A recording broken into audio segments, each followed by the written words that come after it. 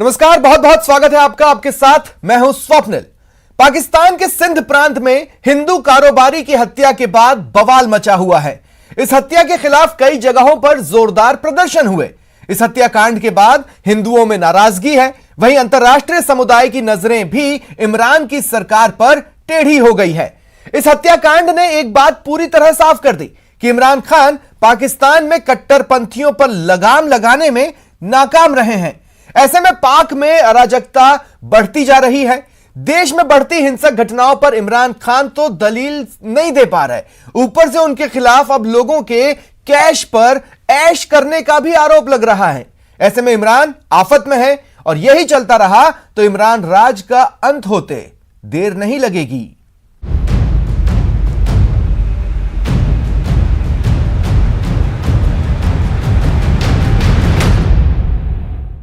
पाकिस्तान के प्रधानमंत्री इमरान खान अपने ही मुल्क में घिरते नजर आ रहे हैं।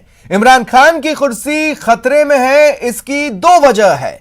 पाकिस्तान में बढ़ती अराजकता और कट्टरपंथियों की मनमानी। सिंध प्रांत के अनाज मंडी में हिंदू कारोबारी सुनील कुमार की हत्या इस बात का सबूत है कि पाकिस्तान के कट्टरपंथी इमरान के बस में नहीं है। इस हत्याकांड के बाद पूरे पाकिस्तान में उबाल है। इस हत्या से पाकिस्तान में रहने वाले हिंदुओं में नाराजगी तो है ही, अंतर्राष्ट्रीय समुदाय ने भी नजरें टेढ़ी कर ली है।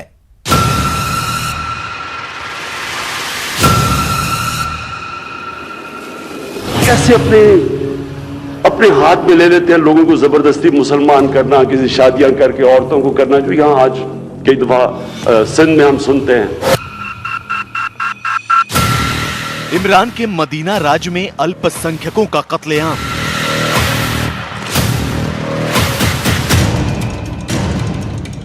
तीन साल 4 साल पैसे होते हैं तो रात को आता है, लूटते हैं। कहीं बाहर चले जाते थे सामान वगैरह लेना, तो हम सबको डर रहता था कि हमको कोई ले ना जाए, कोई हमें उठा ना ले जाए। दिन दहाड़े कारोबारी की हत्या, हिंदुओं का गुस्सा भड़का।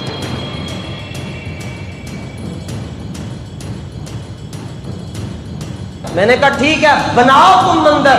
अगर तुम मंदिर बनाओगे तो पाकिस्तानी कौम और गैरतमंद कौम ये तुम्हारी गर्दनें काट कर मंदिर के बाहर फिरने वाले कुत्तों के सामने रख देंगे। पाकिस्तान में हिंदुओं के खिलाफ खूनी जिहाद। नया पाकिस्तान बनाते बनाते इमरान खान ने अपने मुल्क को नरकिस्तान बना दिया। पाकिस्तान को रियासत मदीना बनाते बनाते कट्टरपंथियों की ऐशगाह में तब्दील कर दिया। इमरान खान ने उस पाकिस्तान की बुनियाद को मजबूत करने का काम किया जहां मजहब को आधार बनाकर अल्पसंख्यकों पर अत्याचार किया जाता है, जहां इस्लाम को आधार बनाकर दूसरे धर्मों को मानने वालों के साथ हैवानियत की जाती है, जहां नफरत के सौदागर इस्लाम ना मानने वालों को मौत के घाट उतार कर भी आजाद घुमा करते हैं। और अगर ऐसा नहीं है तो फिर सिंध में हिंदू कारोबारी की दिन दहाड़े हत्या क्यों की गई? कट्टरपंथियों की जमात ने हिंदू कारोबारी का सीना गोलियों से छल्ली क्यों किया? पाकिस्तान के सिंध प्रांत में अनाज मंडी में कट्टरपंथियों ने 44 साल के हिंदू व्यवसायी सुनील कुमार की गोली मारकर हत्या कर दी। इस हत्याकांड के बाद सनसनी फैल गई और शहर को बंद कर दिया गया।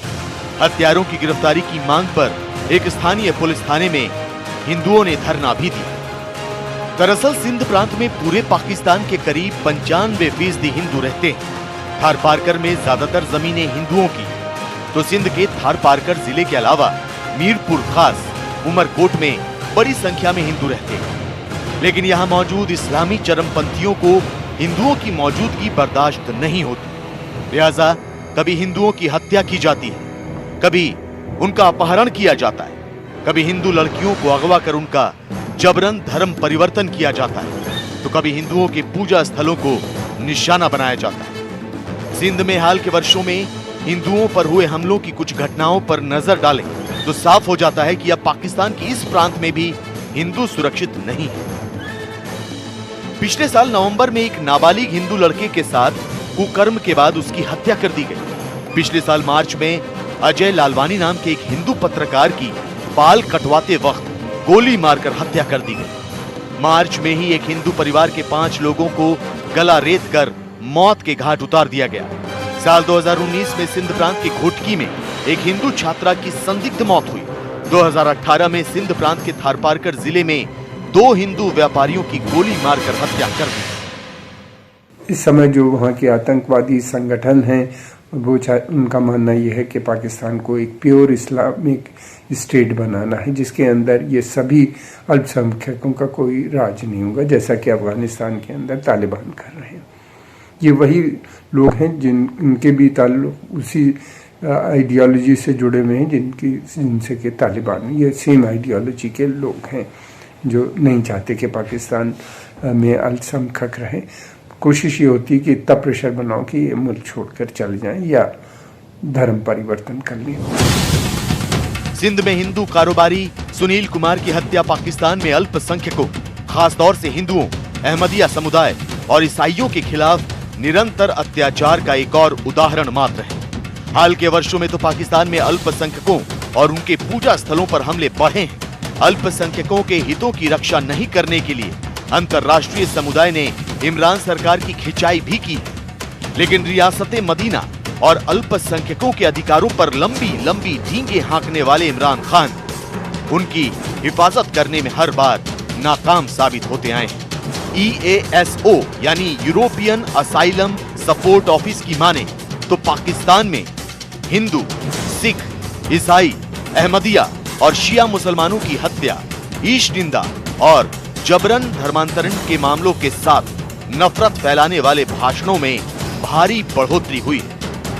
EASO की रिपोर्ट में कहा गया है कि कट्टरपंथी संगठन पाकिस्तान में रह रहे अल्पसंख्यकों को निशाना बना रहे हैं। साल 2020 और 2021 के पहले 7 महीनों के दौरान TTP, Al Qaeda, Islamic State Khorasan province और हक्कानी नेटवर्क जैसे आतंकी संगठन पाकिस्तान में मौजूद रहे और आतंकी वारदातों को अंजाम देते रहे। इन आतंकी संगठनों ने अल्पसंख्यकों को निशाना बनाकर IED धमाकों, आत्मघाती हमलों, अपहरण, ग्रेनेड और रॉकेट हमलों के साथ तोड़फोड़ जैसी वारदातों को अंजाम दिया। रिपोर्ट के मुताबिक साल 2020 और 2021 की पहली छमाही के दौरान पाकिस्तान में हुई हिंसा में अल्पसंख्यक समुदाय के 344 लोग मारे गए। इमरान खान को भले वो कंडेम जरूर कर देते हैं कि अंतर्राष्ट्रीय समुदाय में उनकी एक छवि बनी रहे, मगर वो कोई खास कदम उठाने में असमर्थ रहे हैं। इच्छा शक्ति भी मुझे नहीं लगता कि बहुत ज़्यादा है उनके अंदर।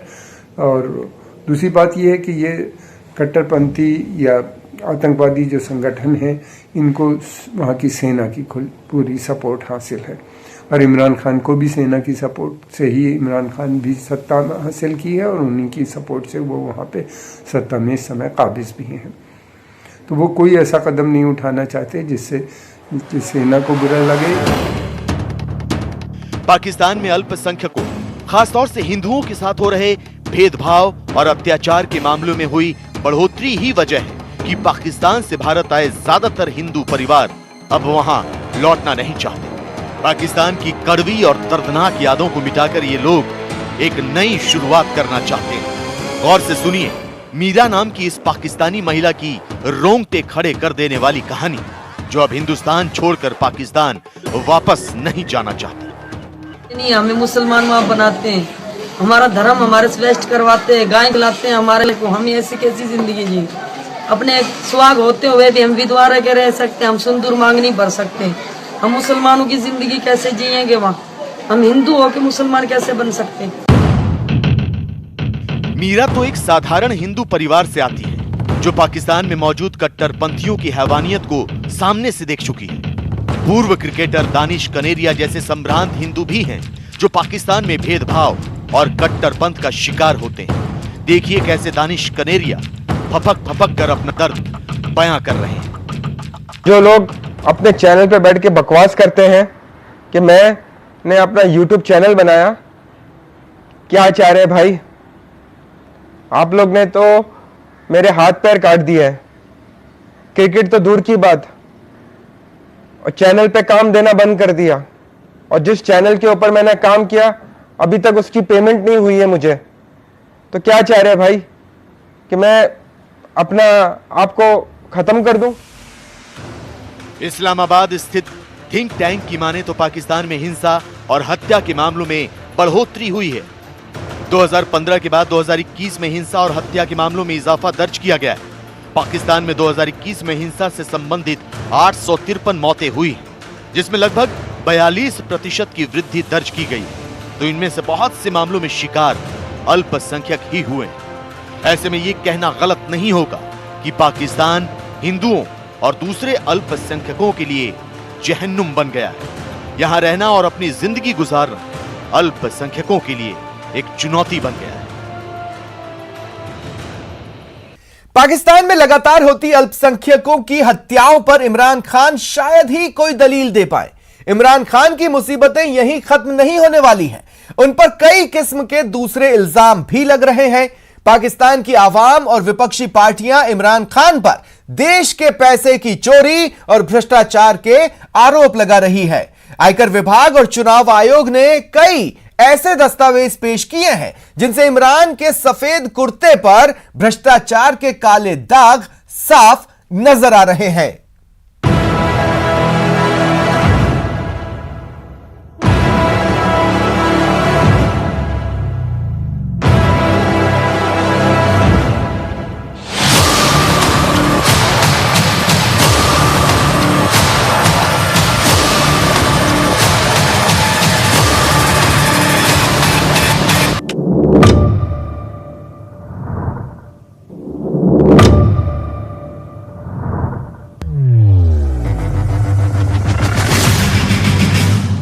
पाकिस्तान के प्रधानमंत्री इमरान खान की कुर्सी खतरे में है।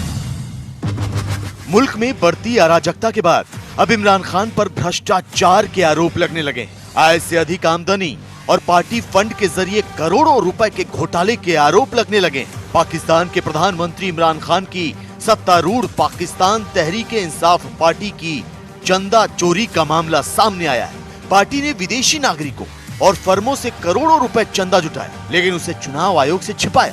पाकिस्तान मीडिया ने वहां के चुनाव आयोग की एक रिपोर्ट के हवाले से कहा है कि इमरान खान की पार्टी पीटीआई ने वित्त वर्ष 2009-10 और वित्त वर्ष 2012-13 के बीच 4 साल की अवधि में 31 करोड़ 20 लाख पाकिस्तानी रुपए का चंदा छिपाया। इसमें से 14 करोड़ 50 लाख से अधिक की राशि वित्त वर्ष 2012-13 में ही कम बताई गई थी। इमरान खान की पार्टी ने 53 बैंक अकाउंट छिपाए और सिर्फ 12 के बारे में ही पाकिस्तान चुनाव आयोग को जानकारी दी। सबसे पहले बात करेंगे, पीटीआई ने इलेक्शन कमीशन में 53 बैंक अकाउंट छुपाए, 12 जाहिर किए। इलेक्शन कमीशन की स्क्रूटनी कमेटी की रिपोर्ट के अहम निकात सामने आ गए। रिपोर्ट में कहा गया कि तहरीक इंसाफ ने एहतियात से मुतालिक गलत मालूमात फराहम की। इलेक्शन कमीशन के सामने 1 अरब 53 करोड़ रुपए जाहिर किए। बैंक स्टेटमेंट के मुताबिक 1 अरब 64 करोड़ रुपए के एहतियात मौसूल हुए। इमरान खान की पार्टी की इस जालसाजी पर विपक्षी दल हमलावर हो गए। जांच समिति की रिपोर्ट में इमरान खान और पीटीआई की चोरी का खुलासा हुआ तो विपक्षी दलों ने इमरान खान को चोर कहना शुरू कर दिया। पाकिस्तान मुस्लिम लीग नवाज की उपाध्यक्ष मरियम नवाज ने इमरान पर निशाना साधते हुए कहा कि इमरान खान ने न केवल पैसा चुराया और छिपाया बल्कि लोगों को लूटा भी। लगातार हो रहे खुलासे और मिल रहे सबूत पीटीआई को नीचे लाने के लिए काफी है। इतिहास में इस तरह के गंभीर धोखाधड़ी और घोटालों के पीछे कोई दूसरी पार्टी नहीं रही है। क्या पाकिस्तान के इतिहास में इमरान खान जैसा भ्रष्ट, झूठा और षड्यंत्रकारी शासक हुआ है? जाहिर है कि ये एक भ्रष्टाचार का मामला है और पाकिस्तान तहरीक-ए-इंसाफ पार्टी और उसके नेता इमरान खान, जो कि पाकिस्तान को भ्रष्टाचार मुक्त बनाने की बातें किया करते थे, उसका दावा करते थे, वो पहले से ही भ्रष्टाचार परक व्यवहार में शामिल रहे हैं। ये इससे इस बात के संकेत स्पष्ट रूप से मिलते हैं। और इस पार्टी की फंडिंग को लेकर के ये जो केस है ये 2014 से चल रहा है। पाकिस्तान के इलेक्शन कमीशन में 150 बार इसकी हियरिंग हो चुकी है और अब ये जो स्क्रूटनी कमेटी की रिपोर्ट आई है उससे ये स्पष्ट रूप से दिखाई देता है कि पाकिस्तान तहरीक-ए-इंसाफ ने 312 मिलियन पाकिस्तानी रुपए का खुलासा इलेक्शन कमीशन को नहीं किया था। बात यही खत्म हो जाती तो भी इमरान खान के लिए गनीमत थी। पाकिस्तान में इमरान विरोध की आवाज तब और प्रबल हो गई जब इमरान खान ने 98 लाख रुपए का टैक्स भरा। पाकिस्तान में वैसे तो हर साल ये सुनने में आता है कि किस राजनेता ने सबसे अधिक टैक्स दिया और किसने सबसे कम, लेकिन इस साल पाकिस्तान की कर एजेंसी FBI की ओर से टैक्स डायरेक्टरी 2019 की डिटेल जारी की गई, जिसके बाद ये सवाल किए जा रहे हैं कि पाकिस्तान के प्रधानमंत्री इमरान खान ने कितना टैक्स भरा, पिछले 3 सालों के दौरान टैक्स की अदायगी और आमदनी क्या रही, और फिर अचानक उनकी ओर से टैक्स की अदायगी में इतना बड़ा उछाल कैसे आ गया। पाकिस्तान सरकार की एजेंसी FBI की माने तो साल 2019 में प्रधानमंत्री इमरान खान की आमदनी 4.35 करोड़ रुपए रही। उन्होंने साल 2019 में 98,54,000 रुपए टैक्स अदा किया। वहीं अगर साल 2018 की FBI रिपोर्ट को देखें तो इमरान खान जब संसद के लिए चुने गए थे तो उन्होंने 2,82,000 रुपए टैक्स अदा किया और साल 2017 में इमरान खान ने 1,03,000 रुपए आयकर अदा किया। पाकिस्तान के प्रधानमंत्री इमरान खान के 3 सालों के दौरान अदा किए जाने वाले टैक्स में भारी अंतर है, लिहाजा 2018 और 2019 के बीच अदा किए गए टैक्स में बढ़ोतरी के बाद पाकिस्तान की आवाम ये सवाल कर रही है कि प्रधानमंत्री ने ऐसा कौन सा कारोबार शुरू किया कि उनकी 1 साल में ही आमदनी इतनी बढ़ गई। फिलहाल इतना ही, दीजिए इजाजत, नमस्कार।